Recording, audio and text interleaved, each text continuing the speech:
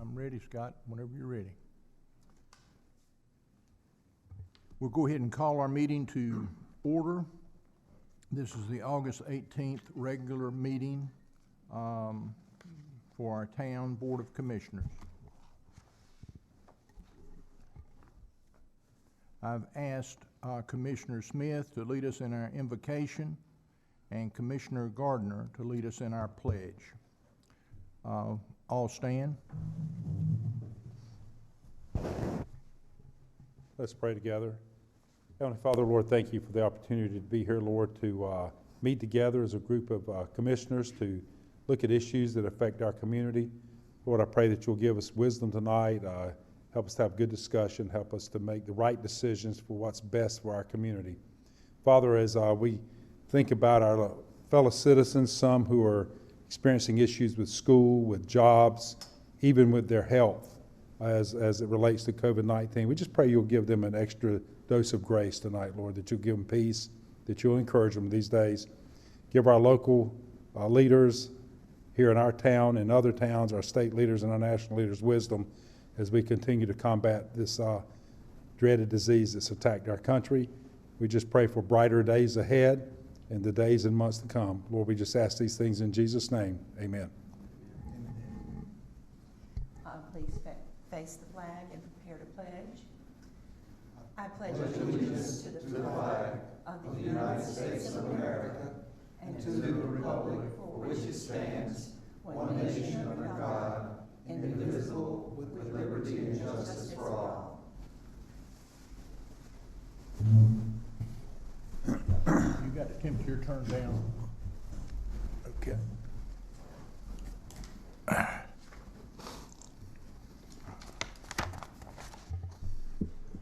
At this time, I will ask our town manager, Adam Mitchell, to review the meeting protocol for public participation as it relates to this virtual meeting. Adam? Thank you, Mayor. All attendees that have joined the meeting tonight have joined muted. There is not a public hearing this evening, so the only time to address the town board is during the public comment section at the beginning of the meeting. If anyone from the public wishes to address the board during the public comment period, they will need to notify the town host that they wish to speak. So for the public's benefit, if you are joining the meeting online and wish to speak, please press the raise hand button in the Zoom application. If you are joining the meeting via telephone, please press *9 to raise your hand. After you have raised your hand, you will enter into a queue. When the public comment period begins, Mayor Byrne will ask the town host to recognize you to speak by calling out your name or last 4 digits of your telephone number. You will be unmuted at that time and allowed to speak. We ask you to begin your comments by stating your name and address for the public record. The public is asked to keep all comments to 3 minutes so that all that wish to speak can be heard in a timely manner. Once the public has finished addressing the board, they will be remuted for the remainder of the town board meeting. And Mr. Mayor, this concludes the protocol for tonight's meeting. Thank you very much, Adam. We'll move to 3A, approval of the minutes of the August 3rd, 2020 regular scheduled town board meeting. So moved. Second. We got a motion and a second. Any further discussion?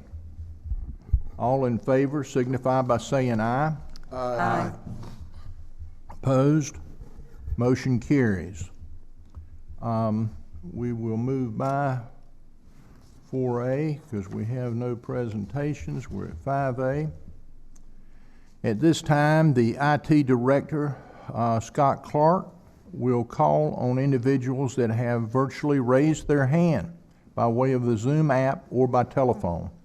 Those wishing to address the board will be unmuted one at a time. As a reminder, public comment is for those wishing to speak on matters that are not subject to a public hearing. Those speaking are asked to begin by stating your name and address for the public record. And please limit your comments to 3 minutes in order that all who wish to speak may be heard in a timely manner. Scott, do we have anybody that's raised their hand?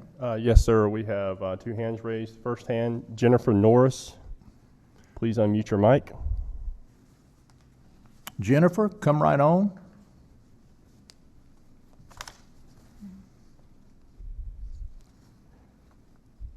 Jennifer, come right on. Can you hear me? Yes, we hear you good, Jennifer. Can you see me? We're not looking at you, no, but we can hear you well. Are you still there? Go right ahead, Jennifer.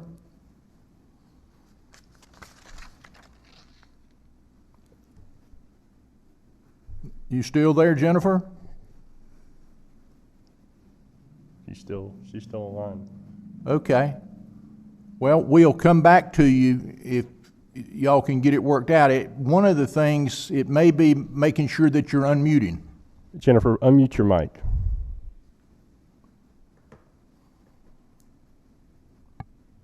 I'm unmuted. I think it's my Wi-Fi. Can you hear me now? Yes, you're very good and clear right now, Jennifer. I will hope and pray that it stays that way. So I'll try and speak quick. Can you still hear me? Yes, ma'am. I hear you fine. You go right ahead. Okay. So I just wanted to speak to you guys on behalf of an issue that kind of took place a year ago, and it seems to be something that we're still struggling with. 23 years ago, I bought my house on Bramlett Court in 1996.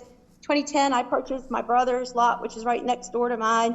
So I've been here for 23 years enjoying the pond and enjoying my neighborhood.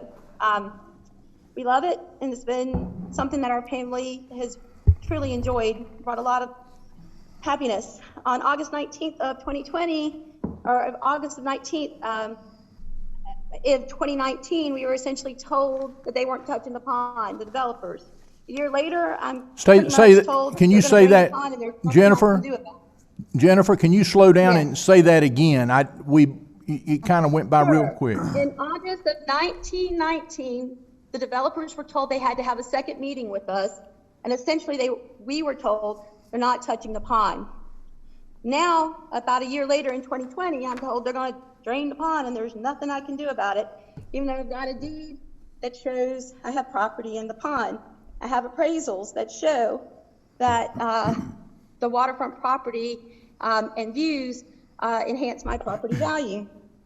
Have not consented to any of this. I woke up last week to some stranger in my backyard putting flags down on the ground and telling me that he's been contacted about draining the pond, but not to worry because he's drained plenty of ponds. I have told the developer I did not want the pond to be drained, yet there's somebody placing stakes on my property.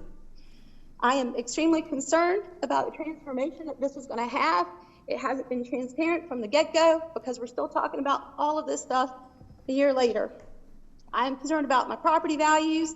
Even the Wake County taxes shows that my property is waterfront, and I'm paying an inflated tax rate for it. My 2010 appraisals also show that. I'm worried about what draining that pond's going to look like.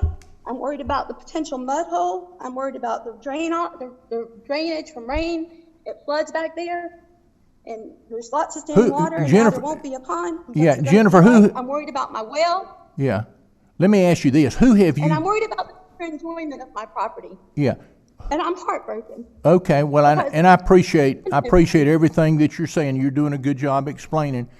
Are you located in the city limits, or are you located in the... No, in the ETJ. In the ETJ. With no vote. With who? No vote. No vote? Okay, well... No vote. I'm in the... Yeah, we ain't voting. We're not voting right now. We're just I'm trying to understand all of it. So you're in the ETJ, and somebody I can't vote for you guys. Okay, but we're going to get by that part right now. We're going to try to understand it good. But we've got a developer that the town has approved. Is this what you're saying? You haven't approved the plans yet. Sadly, I'm a teacher. Well, not sadly, I enjoy my job. It's sad right now because the kids aren't in our rooms. But I found out last week that they were actually going to vote on it yesterday. And and that it got tabled, thank God, because I've been trying to get ready for school. So I hadn't had a chance to even, speak to anybody. So that's why I'm here tonight. Okay. Well, we'll ask our town manager to try to pay real close attention to this and keep Well, us. I would ask you to, I'm sorry to interrupt you, but I do want to say one thing. I am asking the board to delay the vote until we can get this legal matter settled. To ask the planning board. Is something that's on our agenda tonight? It is not on the agenda tonight, Mayor. It's scheduled for the September 8th agenda. The planning board reviewed the subdivision plat at their meeting last night. Okay. So it comes to the town board on September 8th. So you've got some time, Jennifer, on this. It comes to the town board on September the 8th, you said, Adam? I believe that is our first meeting in September. I believe that's September 8th. I'll verify one moment.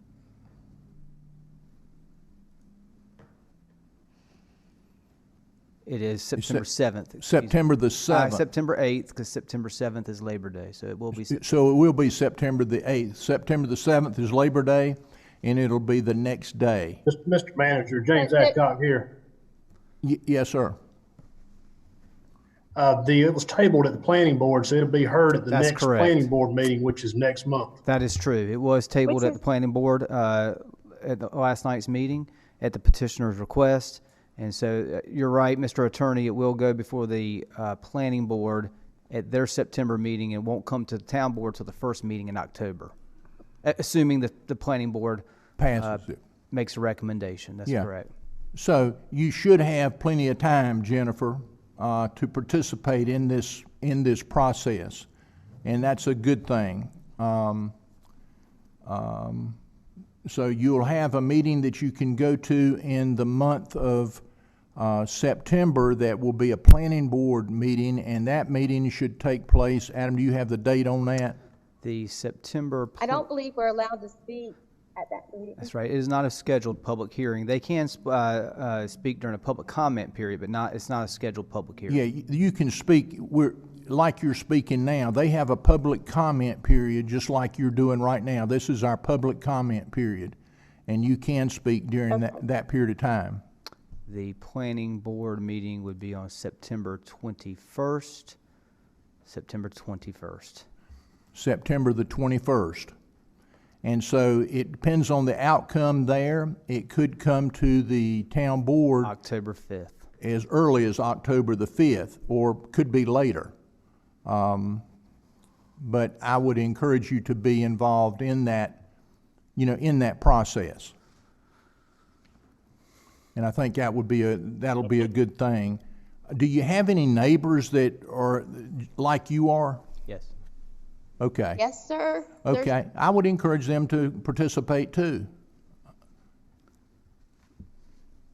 Any other comments that you want to make? I hope that, property owners' rights are taken into consideration when decisions are made that affect multiple people. Yes, I hope that we try our best to do that.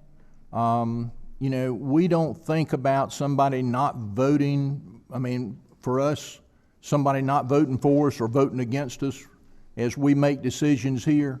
Very rarely do we even, that even comes up. But we try to do the very best job that we can, and we're certainly sensitive to what you're saying, and I encourage you to participate, in the process. Thank you very much. Thank you very much. Okay, thank you so much, Jennifer. Bye-bye. Okay, you got one more? Who you got? Yes, sir. Macy, please unmute your mic. Macy? Hello, can you hear me? Yes, this Macy. Who is this? Hi, my name is Macy Ruble, and I live at 6108 Bramlett Court. Okay, glad to have you, Macy, and appreciate you calling in with us. Thank you. So I'm here to speak about the Roland Grant subdivision. It's what Jennifer just called about. She's my neighbor. Sure. It was tabled at the planning board meeting yesterday. And it was my understanding that we were not allowed to comment during public comments at the planning board meeting if it was on the agenda. So I was hoping to speak now to share. You can speak now, but you can also speak in their same time period like we have. They have a period of public comment. It's not a public hearing. There is no public hearing on But it would be a public comment period early in the meeting, just like our meeting. But you go right ahead. You're here, and I would like to hear from you. Okay, yeah, I have a request. So I'll just go ahead and say what I have. But so the developers are planning on draining a pond. It has shared ownership between me and 3 other neighbors. We have stated that we do not give them permission to drain the pond, yet they have continued through the process of doing so. I should point out that the developer only owns 25% of the pond and 50% of the dam, and the other 50% of the dam is owned by a neighbor who has yet to be informed by the developer of their intent to drain the pond. And the developer is claiming it is too costly to keep the dam, and I understand that the land development ordinances include a clause that allows developers to bypass ordinances if it is expensive for the developers. However, I believe that they have grossly underestimated the cost of filling in the pond and not leaving behind the mud pit. Furthermore, the money that they save will come out of me and my neighbors' pockets. This would reduce our property values significantly. We paid extra when we purchased our homes for the waterfront view, and the pond is in our deeds on the book of maps. We have property tax documents that show an increase of up to 20% in our property values, along with increased home appraisal values because of the pond. I would not be able to sell my home for the same price if the beautiful waterfront view was missing. And the land development ordinance dictates in section 9-1753 that development cannot damage adjacent properties. And quoting exactly, the proposed use will not substantially injure the value of adjoining property is what it says. And so far the developer has not agreed to compensate us for the damage to our property that the pond draining would cause. And I understand that this is a gray area for the planning board, but it would be an injustice for the planning board to approve the pond being drained without the legal matter being settled first.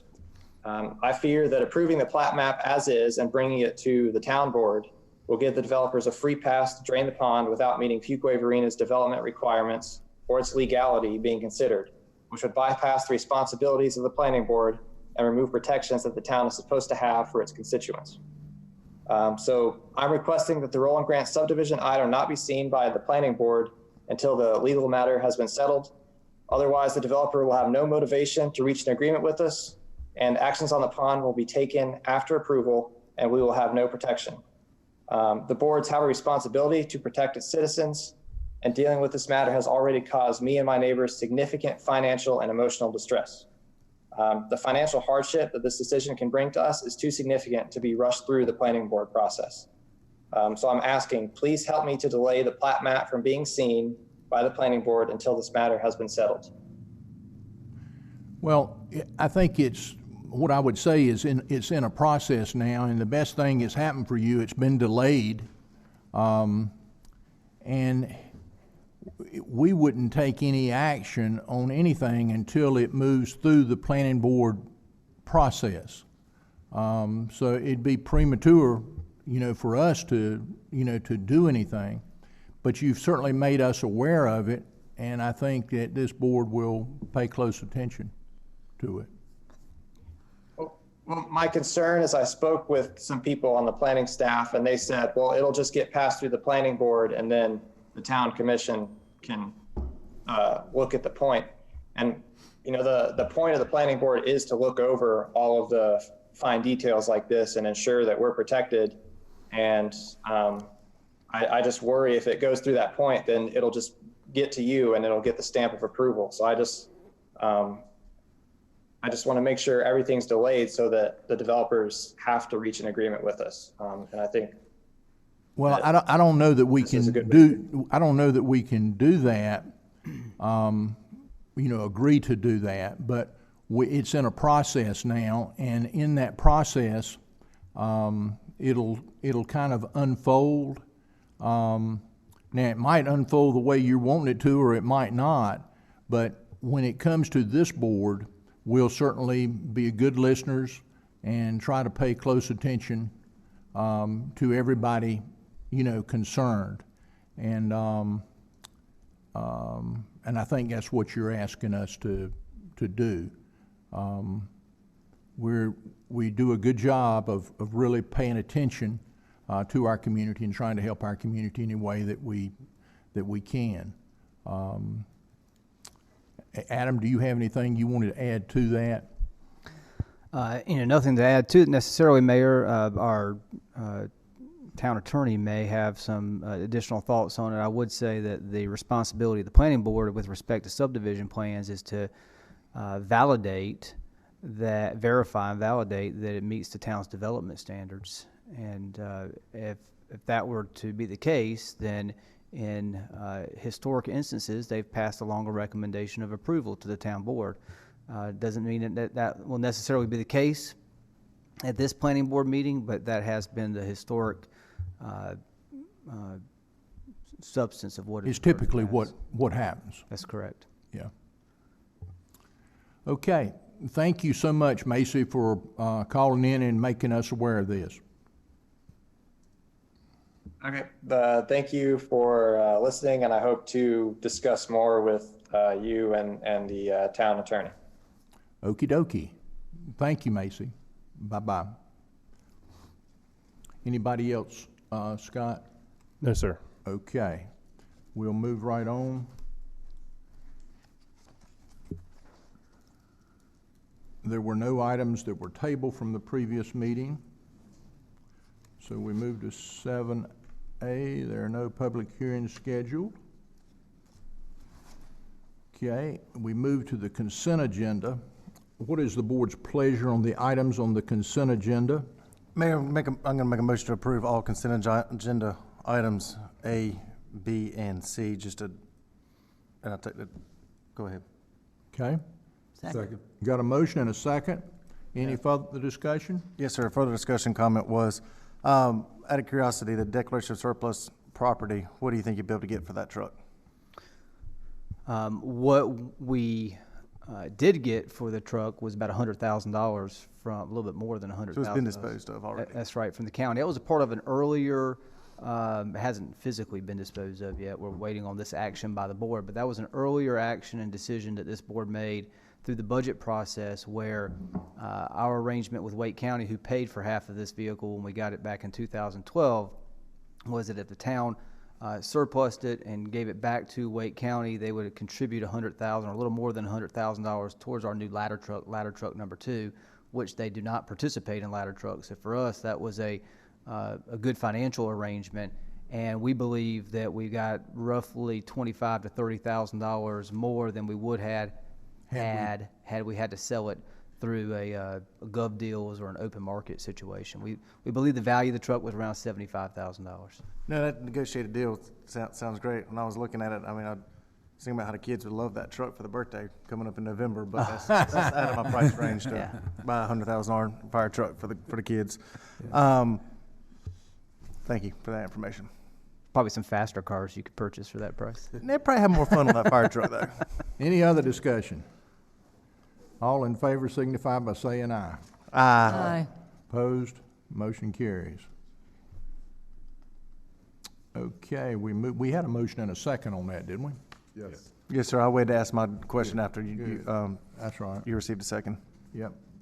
All right, let's move on down here to 9A. Items that were on the consent agenda. Okay, 10A. Contract award, Terrible Creek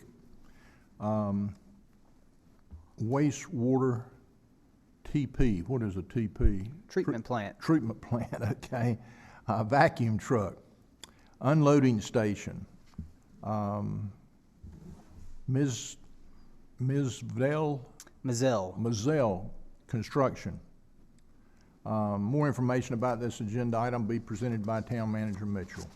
Thank you, Mayor. The purpose of this agenda item is to consider awarding the Terrible Creek Wastewater Treatment Plant Vacuum Truck Unloading Station Project contract to Mazzell Construction in the amount of $155,000. The utility department cleans sanitary sewer lines using the town's vacuum truck, and when doing so, town staff has historically utilized the former Kenneth Branch wastewater treatment plant drying beds to treat the remnant grit and biosolid materials found in sewer lines after they're cleaned. With the sale of the Kenneth Branch wastewater treatment plant property to the Wake County Public School System, the town's public utility department no longer has access to these drying beds. No longer having access to these drying beds, staff is proposing that the construction of a new vacuum truck unloading station at the Terrible Creek wastewater treatment plant. The proposed vacuum truck unloading station will provide an area where the biosolid liquids can drain into the treatment plant for inclusion into the treatment process, and these solids can dry before being disposed. On August 4th of this year, the town received and opened bids for the Terrible Creek wastewater treatment plant vacuum truck unloading station project. We received 7 bids that ranged from $155,000 all the way up to $369,000, with the low bidder being Mazzell Construction of Garner, North Carolina. Mazzell Construction has previously performed work for the town that included the Wilburn Road water booster pump station project and the Brighton Forest filter project. Provided this firm's previous success working with the town, management and staff are recommending award of this project to Mazzell Construction in the amount of $155,000. The new facility will be a part of the Terrible Creek wastewater treatment plant, and staff is recommending funding the project from the Terrible Creek wastewater treatment plant expansion project ordinance that already exists. This project fund has a remaining balance of $1.5 million that's available, which is sufficient to fund this vacuum truck unloading station project. The recommendation to the board this evening is by motion to award or approve a contract award for the Terrible Creek wastewater treatment plant vacuum truck unloading station project to Mazzell Construction in the amount of $155,000, and authorize me as your town manager to execute the contract subject to the town attorney's review as to form as presented and recommended. And I'm happy to answer any questions that the board might have. This is something that we anticipated doing. It is. At the Terrible Creek wastewater. I remember us talking about eventually. That's yes, sir. when we toured. And we dedicated the space for For it and everything. That's correct. Okay. You know, and it seems the bids, I was glad to see 7 bids, and you got a couple reasonable bids there. So I would entertain a motion. Mayor, only comment in regards to that is, this project, remember at the time, it was the largest expenditure we've ever done in the town of Fuquay-Varina for this treatment plant, and it still came in with $1.5 million, $1.5 million left over, which is great. I mean, Jay, that's great, incredible right there. And so now he has money left over where we can continue the project and have a vacuum truck and loading station done. I'm hoping, which will still leave about $1.35 million in the budget for that. I'm hoping in the future there'll be some more projects for that station right there that we continue to use, and it just shows how great of a job staff did keeping that budget in line, and the bid climate at the time helped out. Now having 7 bids bidding on this in a wide range, we see a low bidder. 3 of them were pretty close to the $155,000 number. One of them went to $170, and then had 2 in the mid 2s and 1 in 300. I think that shows that when we can get more people to bid stuff, we get much better project prices on projects. And so this is it's a good thing to be able to get done. Mayor, make a motion to approve as presented. Second. Got a motion and a second. Any further discussion? All in favor signify by saying aye. Aye. Opposed? Motion carries. We move to 11A, excuse me, manager's report. Adam, you want to comment on Yes, sir. I these? do have a few items to just update the board on. Generally, as it relates to our departments, I'll just kind of do a quick rundown. Our IT department is continuing to work through various projects, Fleming Loop Park and the police station being the 2. Police station coming to an end in the not so distant future is our expectation. And they're also implementing a new help desk and work order sort of management process for our staff. We are in the process of searching for 2 building inspectors in the building inspections department, and some of you might have read that in the Triangle Business Journal today, where the home building market is weathering the pandemic well, all things considered. Things are still strong. We saw those numbers last month with a record month for permitting of single-family homes for the town, and August is off to a steady start as well. So these are good things coming from our inspections department. The utilities department is required to have a certain number of public meetings as it relates to our interbasin transfer study and permit application as it relates to our future water capacity. This is sort of step one, getting that interbasin transfer certification from the state. We've got to have some public hearings related to that. Due to COVID, it looks like we're going to have to try to schedule some public hearings outdoors. The state has not made a decision on whether virtual meetings for these public hearings will suffice. And we, of course, know we cannot have indoor in-person meetings, so we're looking at how can we develop sort of an outdoor, perhaps it's a phased approach where the public can participate. You know, we have a nice area underneath this building. We do have a nice area underneath this building, that's right. So we're in the process of planning for that. We're looking at having several of those meetings in the latter part of September and early October. Let some of this heat burn off a little bit before we try to have those public meetings, but also still try to remain within our schedule. Our Human Resources Department has been staying very steady and busy with the new hire and job offering process. And so that has been sort of a frequent process here as of late throughout the early part of the budget process. The Public Works Department, just as a measurement of growth, again, you know, we certainly look at how many garbage and recycle carts are we delivering to homes with new homes and people who are signing up for service. 90 last month for new construction. So it just happens to be that's a coincidental number with permits issued and also carts delivered. But again, it's showing a strong growth pattern here during this unique period of time. We have made 2 conditional offers for 2 new police officers in our workforce, and we're continuing that process to fill other positions that have been approved by the town board. The Northwest Judd Parkway project, as it relates to our engineering department, is we've hit the 70% completion milestone on that project. And as you know, Wilburn Road has been closed in a portion of Wilburn Road, and so there's a detour. We expect that to be for about 3 more weeks. And unfortunately, as it relates to our schedule, and we do not know an impact quite yet, but there is improvements that have to be made at the railroad crossings where the new road goes across. And the railroad is responsible for, we pay for those improvements, but the railroad is making those improvements. And unfortunately, they've had to furlough a number of employees as it relates to the pandemic. And so right now they are unable to tell us when they are going to get out and do that work, and we do believe that's going to have an impact on completion. We're staying in close communication with them. We're obviously trying to move them along while we have a contractor mobilized, and we don't want that to affect our ability to close out the project in a reasonable way.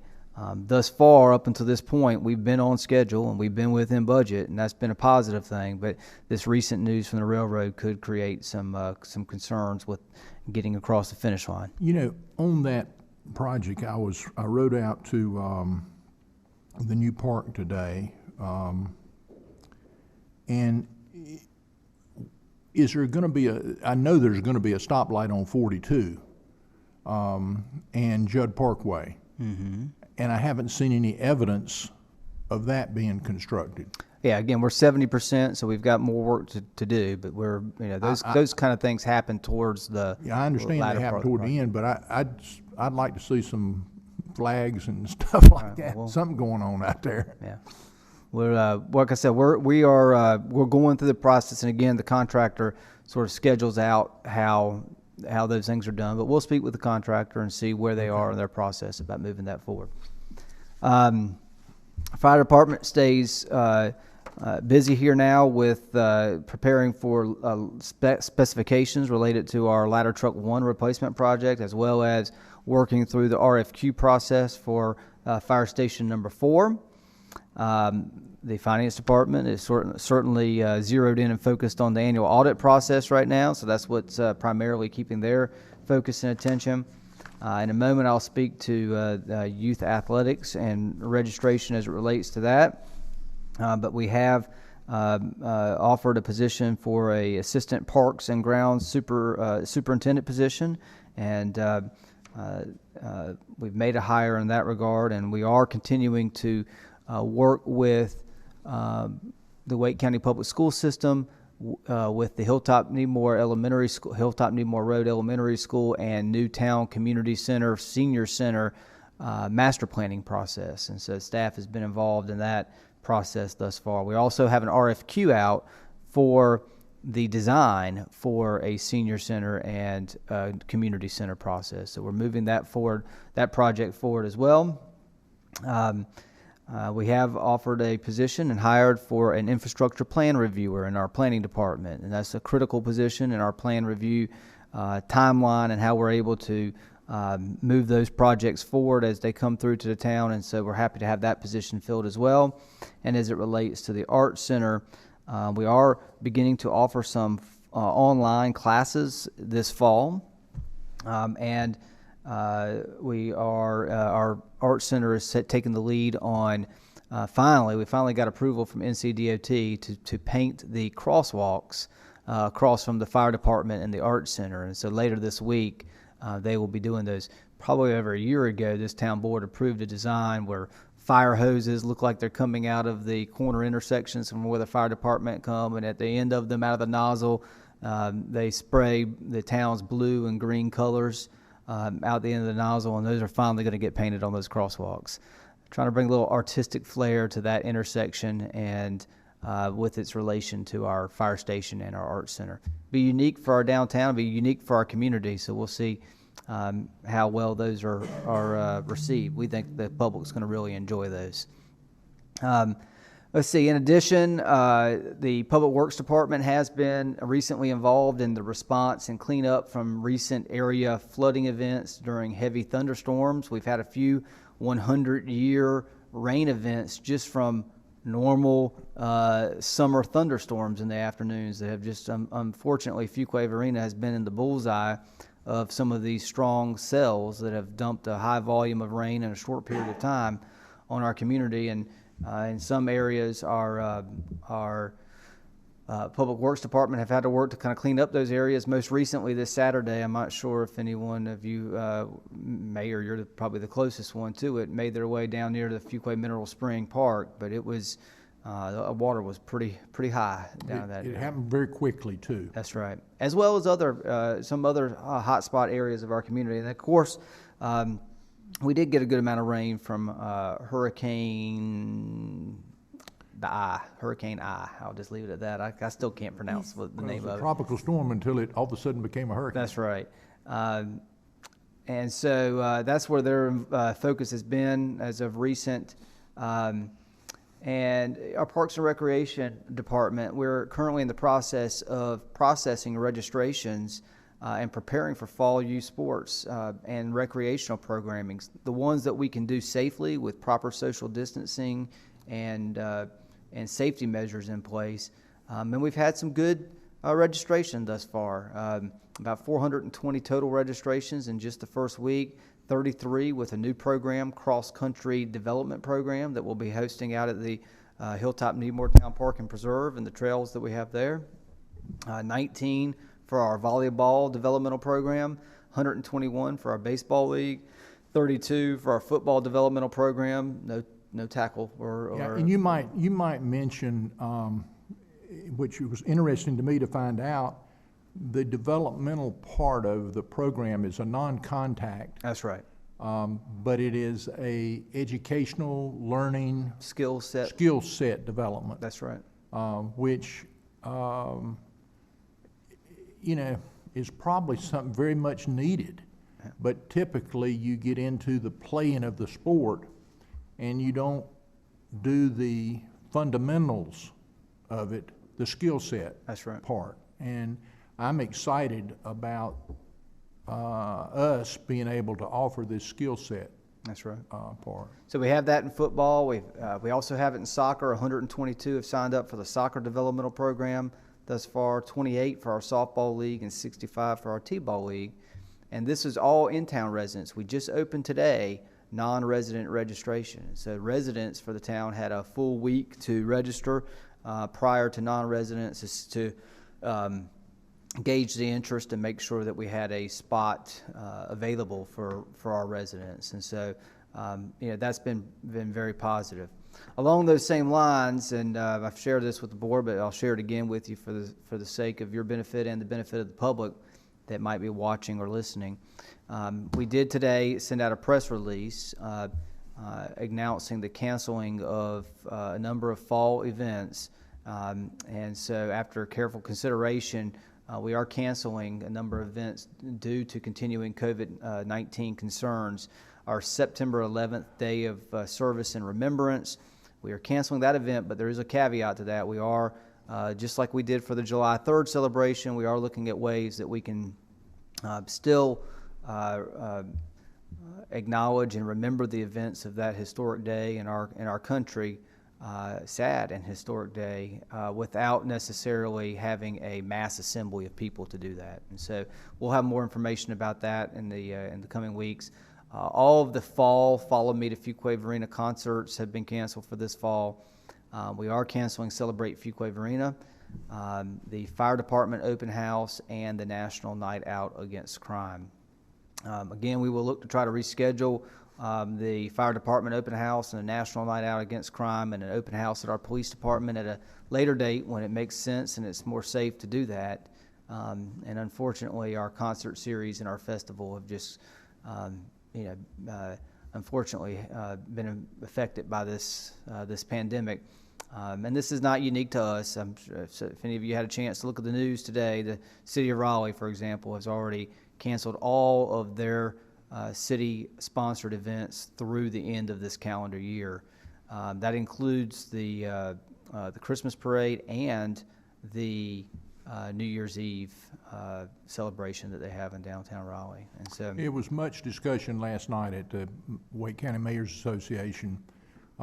Most of all of the towns in Wake County were canceling events much like these. The Christmas parades were far enough out that some of them were trying to be hopeful about those, but it's just we have to figure out a way for it to get better. Yes, sir. I did provide to all of you a 6-slide deck presentation that was emailed to me and the mayor from Roy Temke, who is the new COO of Rex Hospital in Holly Springs. The mayor and I met with Mr. Temke last week, and he gave us sort of an update on what's going on with the construction of the new hospital just down the street. And it was a very informational meeting, and so I provide these slides to you for your information. I will say that they are, this construction is about a $170 million project. It's about 243,000 square feet. They expect, if they are able to stay on schedule, to be seeing their first patients about a year from now, July of 2021. And in this information, you kind of see some photographs of the construction process. And really the last 2 pages are very interesting. It provides the floor plan for the hospital. 8 different levels. They're going to have surgical operation rooms in there, ICU in the hospital, postpartum playroom and family multipurpose rooms in the hospital. Again, I said operating rooms, procedure rooms, recovery and preparation bays, labor delivery and recovery. So they are expecting for birth to happen here. They plan to have a pretty large OB presence in terms of doctors here. And they plan to have a food pantry. That is something that I thought was pretty interesting, that hospitals are now getting into sort of the business of, is when they have patients that leave the hospital, sometimes those patients don't have care when they leave. They don't have the necessary food to be able to stay healthy and heal from a surgical process. And so when they leave Rex Hospital in Holly Springs, they're going to have food if they need it. They're going to have their medications because they will have a full pharmacy here. Not only will it be a pharmacy for the hospital patients, but it will be a public pharmacy as well, where the public can get their prescription needs met. They'll have a lab in the hospital, certainly a radiology registration and emergency room. So it's going to be a full functioning hospital. I think the mayor, they said they're going to have 50 beds initially, but have the ability to expand by another 25 or so, I think, in the future. And it was a real good informative meeting. And I will say that in the coming months, during the construction process, Mr. Temke does intend to come and have a conversation with the town board, probably virtually, if we're still in our current state, but maybe not, maybe in person if we're able to do that. But more importantly, I think he would like to schedule an opportunity for this town board to take a tour of the hospital. Yeah. Right now, they're in the process of putting up sheetrock and things on the walls, and I think they'd like to have that installed so you have a better understanding of what the hospital is going to look like instead of looking at frame studs and things of that nature. So I'll keep you posted on that, and when we get that closer to being scheduled, we'll talk to you about your availability and how we can get it on your calendars. It was a good meeting, though. One of the things I would comment on that, Roy is my fairly long-term employee. Yeah, I think he's been there for 27 or 8 years. Yeah, with Rex Hospital, and is very knowledgeable about this hospital, the process that we went through, the development of it. While he's new to this new role that he is taking, he's not new to Rex Hospital or to the UNC That's right. Network. And it's really kind of exciting to have someone with his background being in charge of this facility. I felt very, very good about our time that we spent with him. I did as well, Mayor. I think you summarized it real well.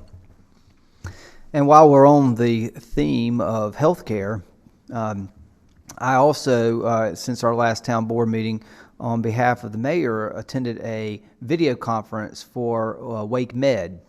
And there were a number of managers and mayors that were on this call. And we met with the president and CEO of WakeMed, Admiral Donald Gentzig, Andy Curtis, who many of you may know. She's sort of the government affairs representative for WakeMed, and Dr. Dorenzio, who is sort of heading up their COVID response with WakeMed. And so during the meeting, Admiral Gentzig and Dr. Dorenzio discussed metrics for both the COVID population here in Wake County and the impacts on WakeMed facilities. And in summary, they basically advised that the hospital is managing the COVID hospitalizations pretty well, all things considered, and general rooms and ICU rooms are not overstressed at the present moment. So that was pretty good news. Dr. Dorenzio specifically talked about how since the start of seeing patients in the hospital for COVID-19, that medical professionals have been getting better at treating the disease. He discussed how doctors have learned quite a bit about the effects of the virus, and they're zeroing in on combinations of medicines and therapies that appear to be attacking the virus and helping patients that need care to heal faster and recover faster. So as this is sort of matured along in the process, the doctors have become more educated about how they can combat the disease. Admiral Gentzig has shared that WakeMed is anticipating a heavy COVID focus, however, over the next 12 months. And therefore, WakeMed is preparing in terms of facility readiness, PPE, staffing, and other tools to help combat the spread and the harm that the virus can cause. And he also stated that he's hopeful that this fall and winter that COVID levels off, that COVID-19 levels off and the flu is manageable. However, they're preparing for the worst in the event that is not the case. He did briefly mention that nationally there is an uptick in people under the age of 18 contracting the virus, and he advised that he is thinking about how the return to school may impact the rate of infection and the capacity of the hospital. So they're thinking really holistically about how this virus is attacking individuals. Both Admiral Gentzig and Dr. Dorenzio commended the actions of the county and all of the municipalities for the actions that were taken early on to be more restrictive than other areas of the state, as well as the state mandates themselves. If you look at Wake County compared to Mecklenburg County, for example, it's really night and day in terms of the number of positive cases, the number of hospitalizations, the number of deaths, and a lot of that is attributable to the difficult decisions that had to be made early on to really take a more restrictive stance. And the hospital is seeing the benefits of that here in Wake County, and they commend the elected officials, the mayors, for having made those difficult decisions. Admiral Gentzig commented that those actions likely saved hundreds, if not thousands, of lives in Wake County. WakeMed officials did answer a few questions that were asked by some of the participants, and overall I thought that the video conference was very productive and informative, so I just wanted to share that information with you this evening. I think that's the third one, isn't it? That's right, it is. It's the third one that he has held, and we have found, I was out of town, could not figure out a way to do this one, and but they have all been very informative during this critical period of time. That's right. The mayor and I also, since our last meeting, have met with our auditor, the financial auditor for the town. We do that annually to talk about their process and any concerns that the mayor as the chief elected official of the town, or me as the town manager, may have that we want to share with them or ask them to give special attention to. And those meetings are always productive because we always learn a little something during those meetings as well, which is very good. Additionally, I would just say that I want to quickly provide the town, or try to quickly provide the town, an update on the governor's executive order 124 and 142 as it relates to utilities.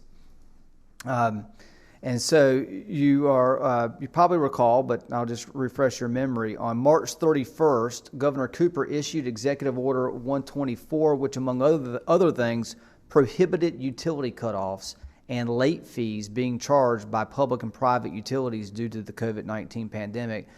Most utility-related provisions of Executive Order 124 were extended by Executive Order 142, which expired at 11:59 p.m. on July 29th of this year.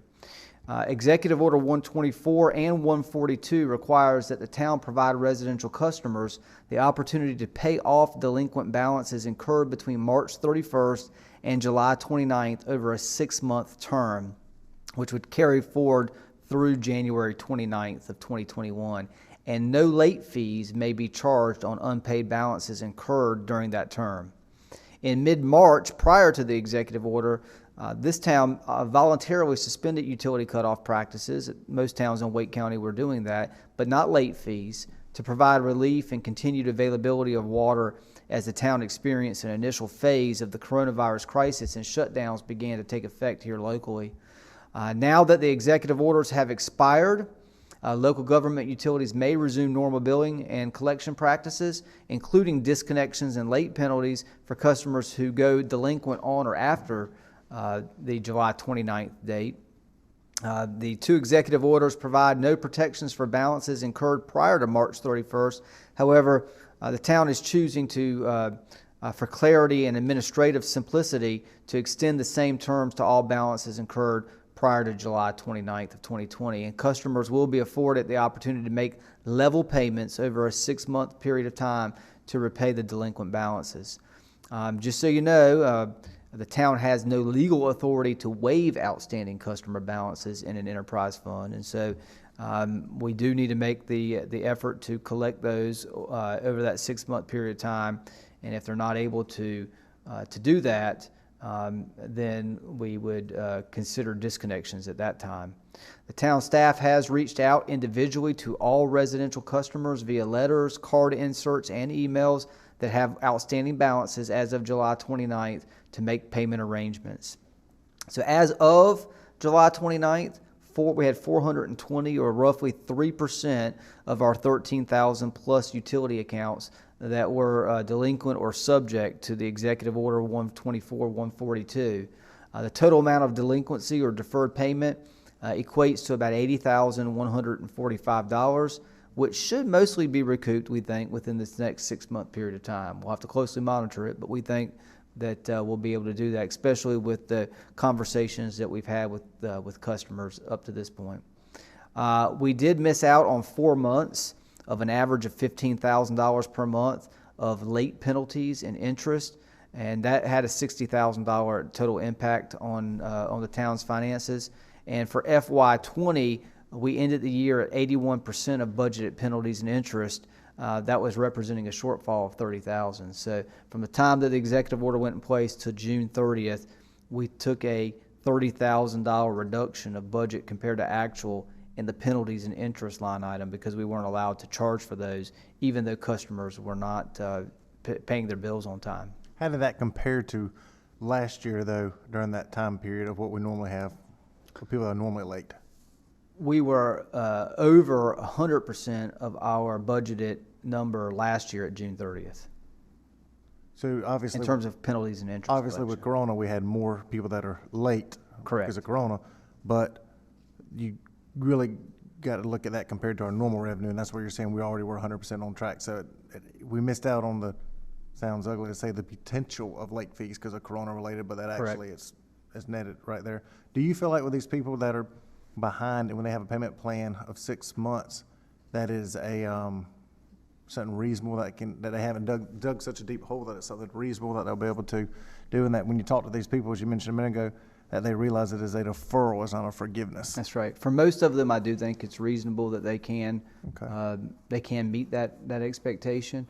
That's not to say that we won't, of the 420, we won't have a handful that it may not be reasonable for. And at that point, we'll have to make some decisions, whether we try to continue forward with a payment arrangement, or whether we simply say that we're not close enough and we just can't let the bleeding continue.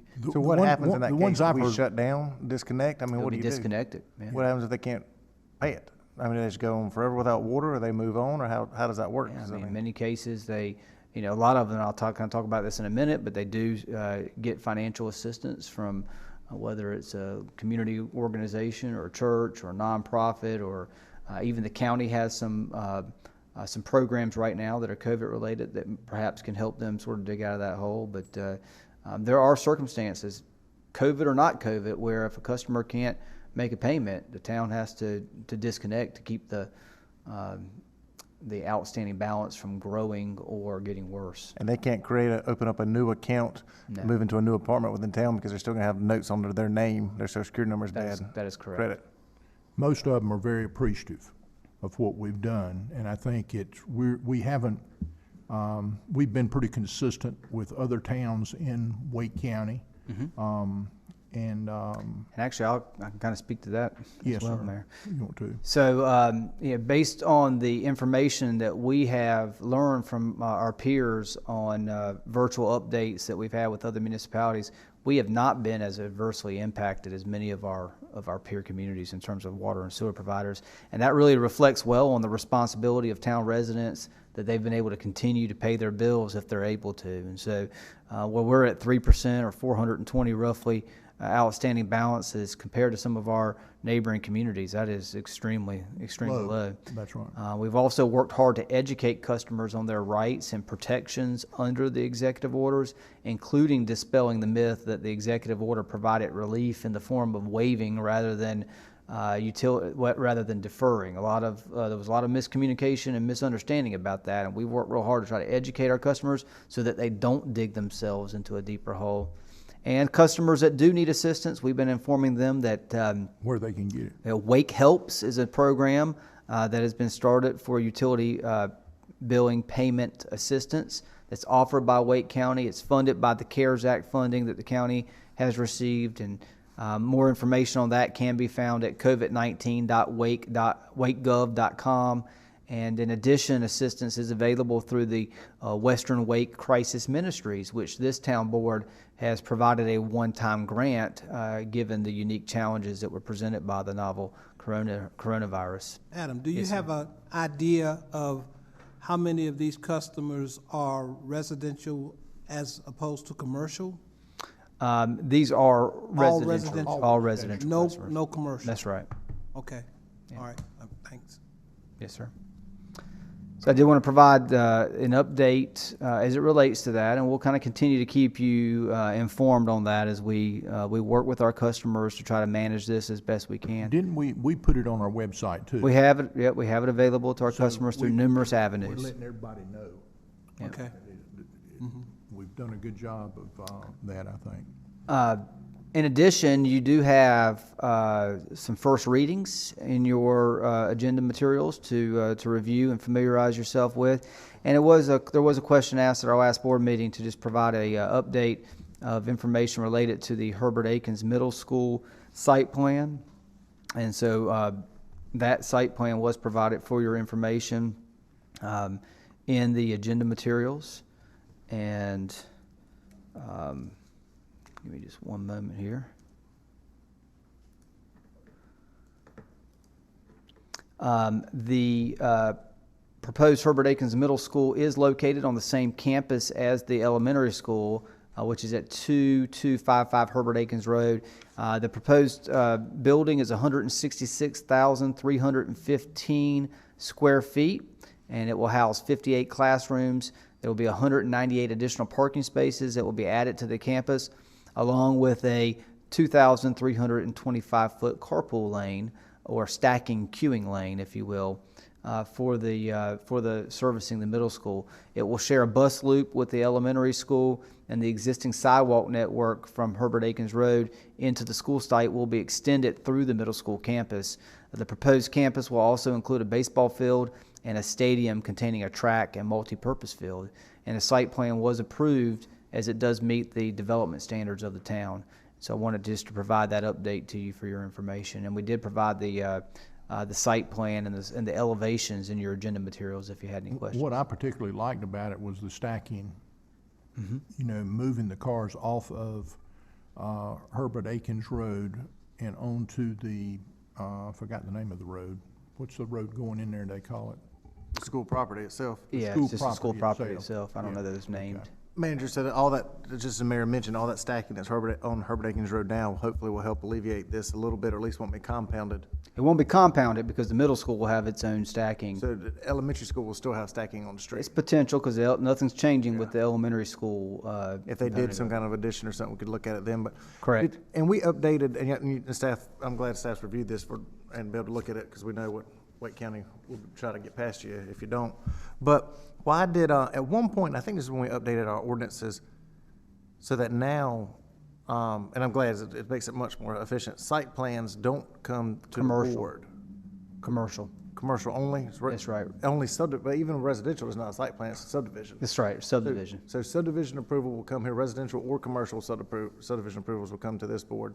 Site plans can be approved by staff. That's and right, then as long as allow they to meet the keep it going development and save standard. time at That's that right. point.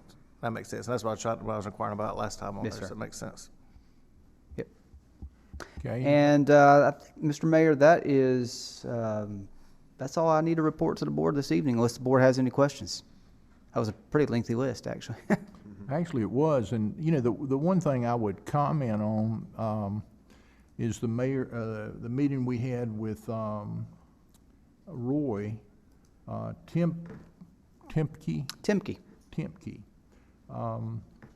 I found it most interesting, like you did, and you mentioned it, about how they help people discharging from the hospital. He went into detail talking about many times when people are discharged from the hospital, they ended up coming back in 2 weeks.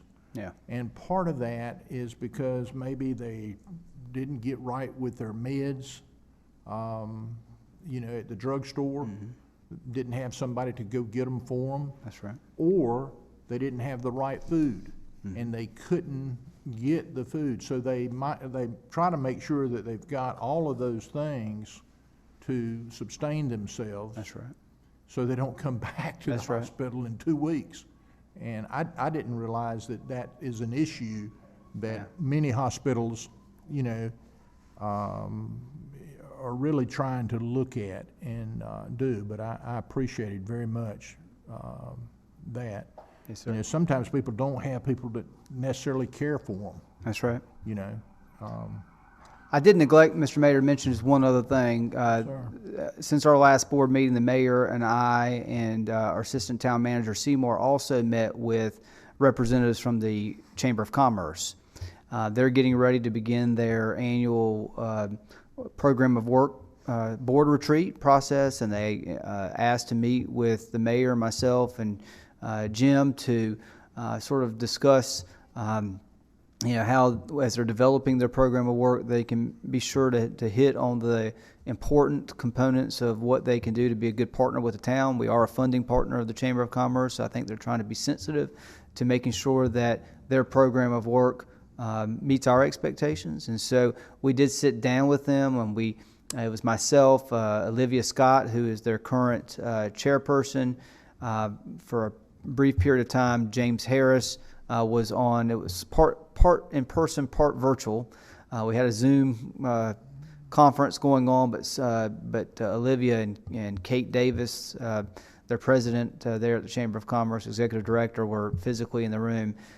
Brandon Conover, their immediate past president, was involved, as well as Marcy Strupp, who is with John Deere Corporation and on their board, John Deere Turf Care, and on their board as well.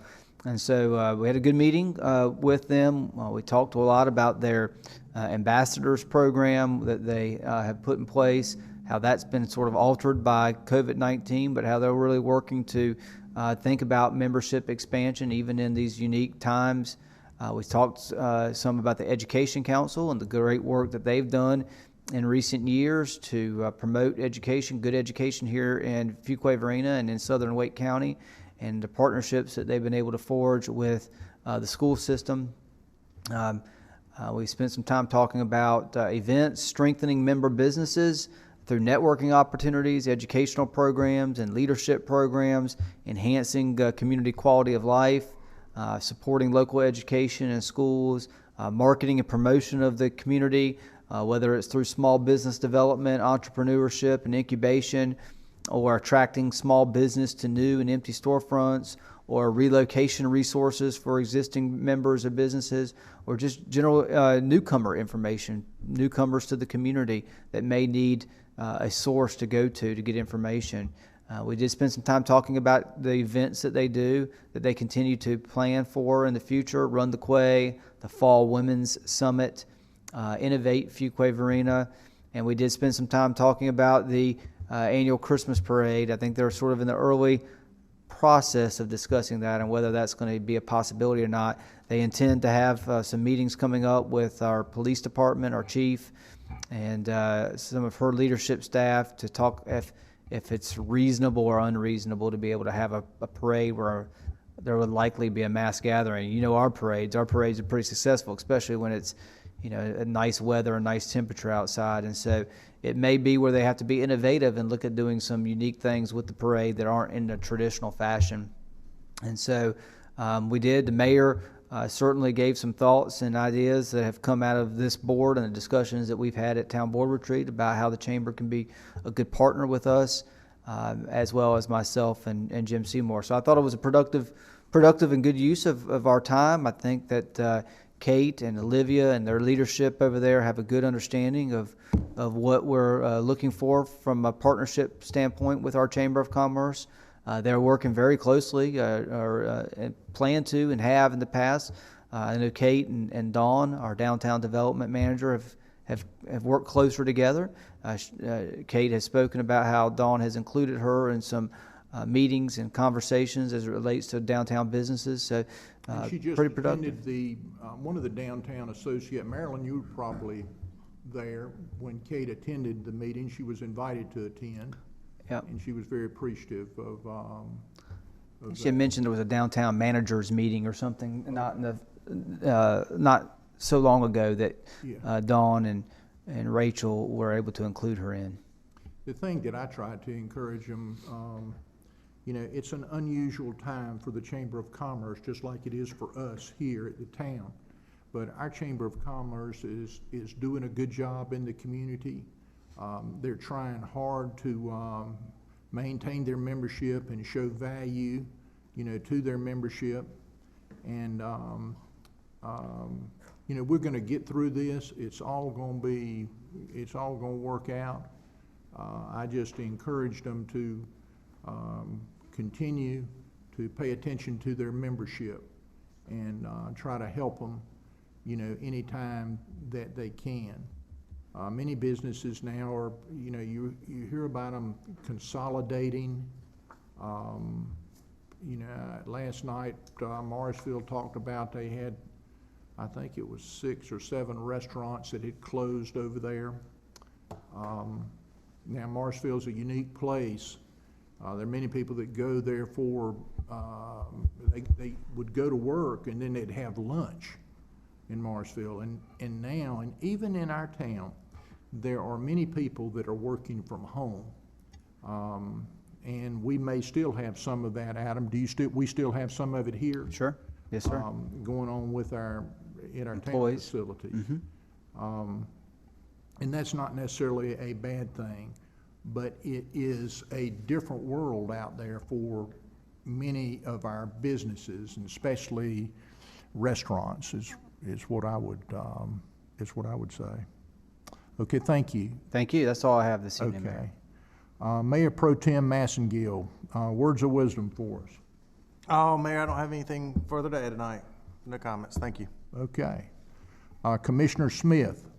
Just real briefly, about 3 months ago, we had our Triangle J meeting, and obviously they went around and talked about how COVID-19 was affecting the different communities.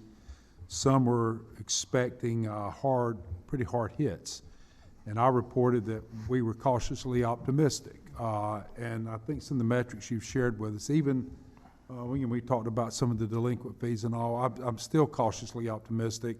I think it's due to the resiliency of our town, our staff, our workforce, our businesses. It'll be interesting to see. We got a meeting next week. I'm going to be interested to see after a quarter has passed. Hopefully some of the other communities report better news than they were thinking. And it's not a contest, but I always am interested in how we are stacking up in Fuquay-Varina against the other communities in the region. And thus far, I think we're doing okay compared to some of the others. And I appreciate the hard work of our staff, our elected board here, my fellow board members, and our business community and our business partners, developmental partners. Things seem to be holding their own, at least for this quarter. We'll see how the next, because I think we got many more quarters to go before we get to the end of this. But I do appreciate the reports you give us that kind of keep me encouraged to some extent. And I'll report back in the next board meeting what the rest of the community and our Triangle J partners and neighbors are doing as I hear at the meeting here next week. That's all I've got. Thank you, Commissioner Smith. Commissioner Harris. On August the 13th, I participated in a virtual meeting that was sponsored by the National League of Cities to hear a fiscal report for cities based on the current situation with the pandemic. And they honed in on primarily a fiscal report that was based on a survey of 485 cities from throughout the country. And the information that was given, I thought, was very timely. It just gave some projections about the future of recovery for a lot of cities. And as Commissioner Smith said, here in Fuquay, we're very, very fortunate because the report outlined how a lot of cities are really struggling right now because of the lost revenue that has come based on the economic slowdown due to COVID-19. Just some highlights. Of course, they say the economic conditions is uncertain, but one of the things that they honed in on, they said we can look for a possible recovery fiscal year 23, 24. That was their forecast. They are thinking that that it's very important for cities to prepare that this may be long-term and that this economic slowdown will be different from the recession we had in 2008, that slowdown was primarily based on the housing market, but as we heard earlier, the housing market is basically booming, and the COVID-19 has had a tremendous impact on a different segment of the economy. They really honed in on the importance of cities being keys to economic growth, and I think that that's reflective of what we're doing here in Fuquay, how important what we're doing and our financial stability will impact the entire county, state, and the country as well, as long as we continue to manage our finances. So they feel very optimistic about the possible revenue structure for cities now will be mainly a fee-for-service way to generate revenue. So I'm sure in our future discussions, we may be able to look at that because of the lost revenue and sales tax. So that's one of the things that they also talked about. They did encourage the point that local government, that towns are the engines in the economy now that can help us move through this pandemic if we would just continue to be fiscally responsible. And the report is on the National League of Cities website. You can download the report and look at what they have found to be information that I think will be very helpful for those who are interested in it. That's all I have, Mr. Mayor. Thank you, Commissioner Harris. Commissioner Wunsch. Thank you, Mr. Mayor. I wanted to share with the board and Adam and and staff that I had received in a matter of 24 hours 3 really nice, really nice posts with pictures of town staff just being a dash more, and I found it neat that the people had actually taken pictures and sent them to me along with these comments, but I just wanted to share it, and some of this has been shared already by some of our town on social media, but there was first, and this was literally in the 24-hour period, first message I got, I woke up to, there was a plumbing sewer line issue, and by the time it affected an attorney that I work with in Harnett County, but she lives on East Academy Street, and by the time she got literally got finished typing to me, can you help, what I do, blah, blah, blah, it was solved. It was solved, and so, I mean, and she just was so excited about it, and she particularly shouted out James Jordan and his team, and then took their picture outside, and just she said literally within minutes of calling, they were there, and the matter was quickly handled, and that was exciting. I thought, okay, great, that's really great news. And then again, I got another message. This time it came from, with picture, from, let's see, was, I'm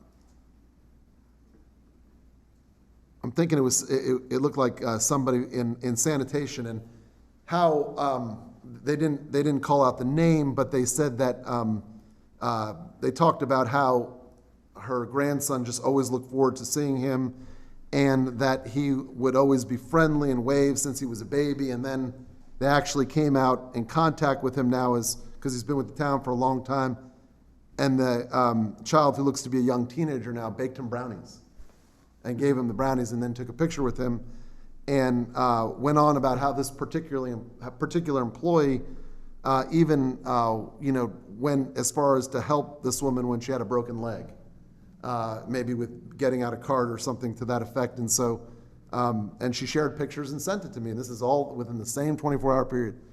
And then when I thought I had just heard all the wonderful things I was going to hear in 24 hours, I got another picture.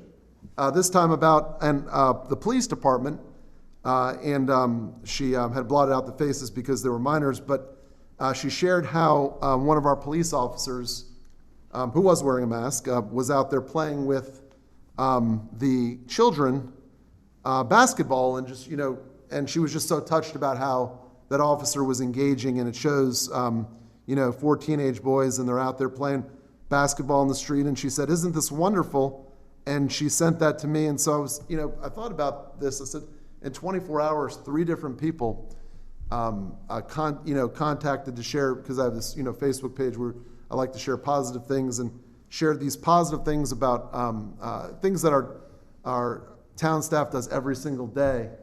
But it's awesome when the public notices it and they take the time to send in these things. And I know this is just a tiny fraction of the great things that go on every day, but I just wanted to share that because it's not uncommon to get a post like that, but to get 3 in 24-hour period is just awesome. And I just wanted to I think it's a reflection of our management on down, just of fabulous town employees. And last thing I wanted to say was that I just saw this because there was an estate sale over at the Lewis Mitchell House, and I remember back in 2016 when we had had that to be declared a Wake County historic home back in 2016, and I just noticed that house was now up for sale, or was getting ready to be up for sale, but I had an opportunity to walk through it because there was an estate sale, and it was just really neat home on, I believe, over 4 acres, and just a beautiful part of Fuquay-Varina's history. And I hadn't actually never walked through it, and so that was just really neat to see. I believe Mayor would know more, but I believe it was built, and Marilyn, Bill, all of you, 1920s, I think, is when it was built, but it was just really, really awesome to walk through a piece of Fuquay-Varina's history that I had never walked through before.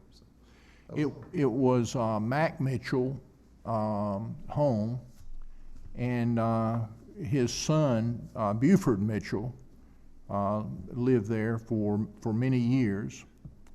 I was fortunate enough to know Mac Mitchell, and I visited and stayed with him in Florida for a couple nights. A wonderful man. He owned Mitchell Chevrolet and was very active in our community. Retired down to, gosh, I'm trying to think of the area. It was where the Ringling Brothers Museum is in Florida, in Home. And the name of the restaurant we went to was called Zen's. I remember that.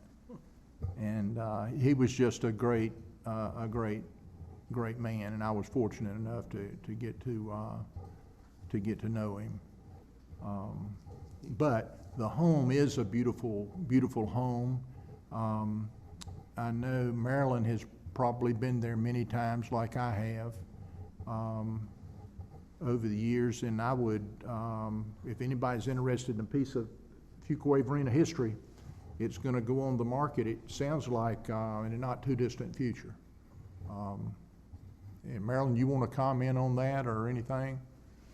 You may know more about it than I do. Actually, I had heard just about what you all have told tonight. I had not heard a lot about it. I did know they had an estate sale, that they were moving toward getting it ready to go on the market. That Carolina was moving to Hawaii. Okay. How about, Jason, you have anything else for us? that was all. Thank you, Mayor. Okay, thank you very much, Commissioner Wunsch.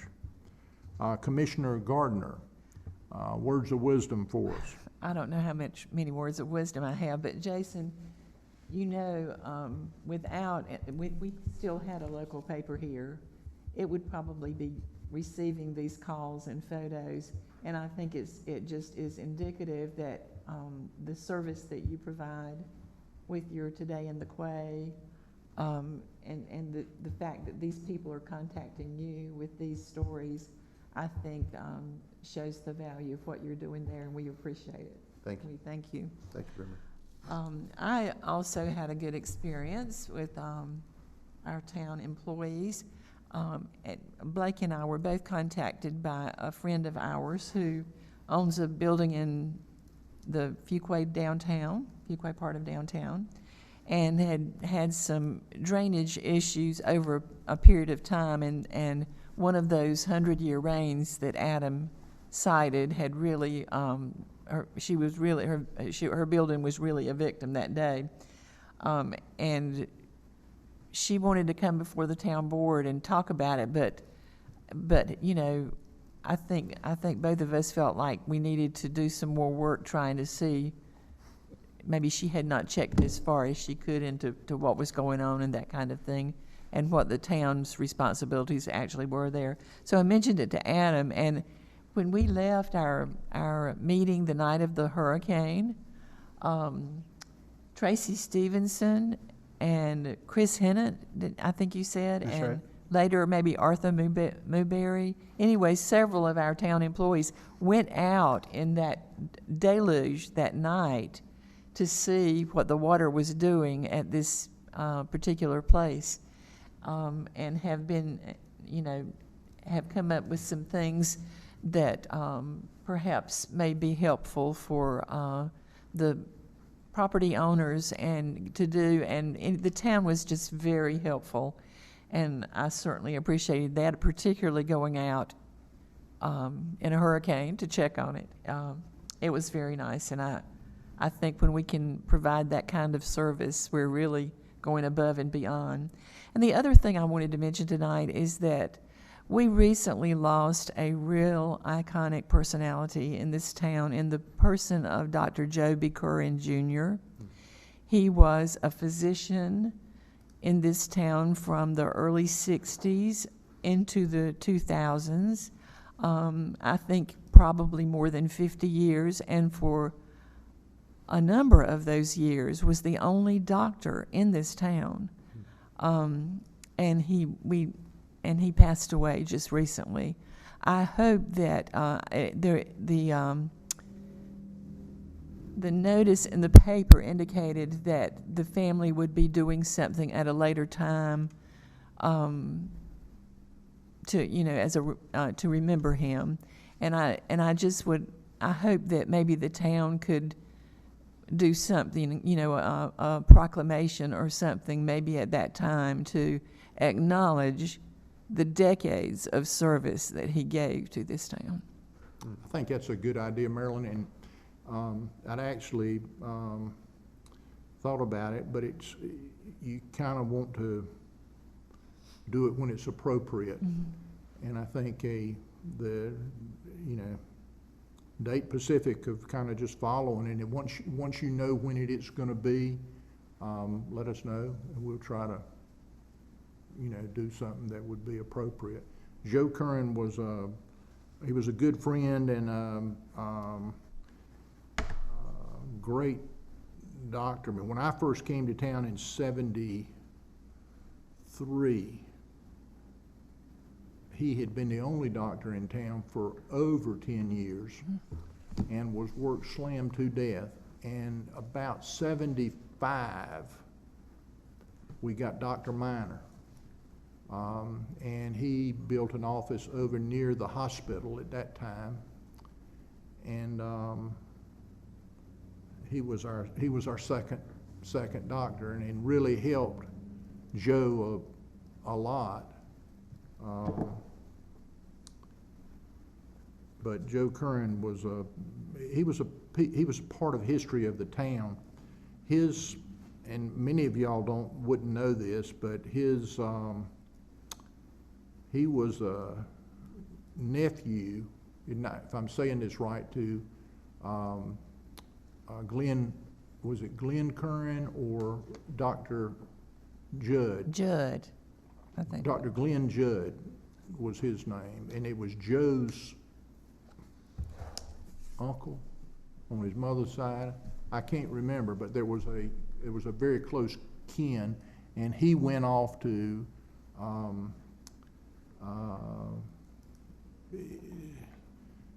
med school because of his uncle, who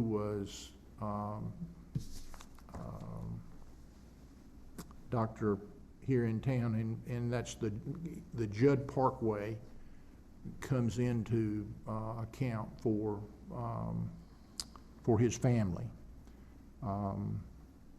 as well. And for many, many years, he was the team doctor for the high school football team. He's Decades. The only one I ever knew that was a doctor over there. Oh, wow. And would be right on the sidelines on, you know, I mean, I reckon every community, you know, had one. We did in Wake Forest when we played. And he would provide physicals for the football players free, I think. Free. Mm-hmm. Oh, wow. Yeah. That's right. Anything else, Marilyn? No, that's all. I think Adam has hit most of the things that we had a Centennial Authority meeting, and we've got. Is it this Saturday that we have the Stand Against Social Injustice at Falcon? It is. It's this Saturday, the 22nd. Black Lives Matter event is at Falcon Park between 4 to 6. Mm-hmm. And I encourage everybody to come. And I think everybody was at the last one, and I appreciate that. Got a Campo meeting. That's tomorrow, right? I believe it is. Yeah, that's tomorrow. And